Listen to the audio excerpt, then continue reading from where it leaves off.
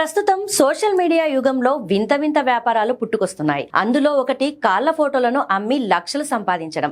వినడానికి ఆశ్చర్యంగా ఉన్న ఫీట్ ఫెటిషన్ ఉన్నవారు ఇలాంటి ఫోటోల కోసం ఫీట్ ఫైండర్ వంటి సైట్లలో భారీగా ఖర్చు చేస్తున్నారు. అయితే ఇలాంటి ఫోటోలు అమ్మడం మన దేశంలో నేరమా అనే సందేహం చాలా మందికి ఉంది. నిజానికి భారతీయ చట్టాల ప్రకారం కేవలం కాళ్ల ఫోటోలు అమ్మడం నేరం కాదు. ఇది ఒక రకమైన కంటెంట్ క్రియేషన్ కిందికే వస్తుంది. కానీ ఆ ఫోటోలు అశ్లీలతను ప్రోత్సహించేలా ఉంటే మాత్రం ఐటీ యాక్షన్ సెక్షన్ 67 ప్రకారం కఠిన చర్యలు తప్పవు.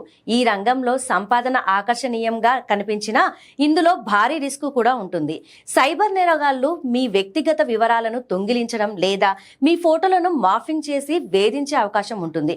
ఒకవేళ ఎవరైనా ఈ బాటలో వెళ్లాలనుకుంటే ముఖం కనిపించకుండా జాగ్రత్త పడడం, కేవలం నమ్మకమైన ప్లాట్ఫామ్లను మాత్రమే ఎంచుకోవడం ముఖ్యం. గుర్తుంచుకోండి, ఇంటర్నెట్లో ఒకసారి పెట్టిన ఫోటోలు తిరిగి వెనక్కి తీసుకోలేం. ఈ ఈజీ మనీ వెనుక ఉన్న చీకటి కోణాలను అర్థం చేసుకోకుండా అడుగు వేయడం ప్రమాదకరం.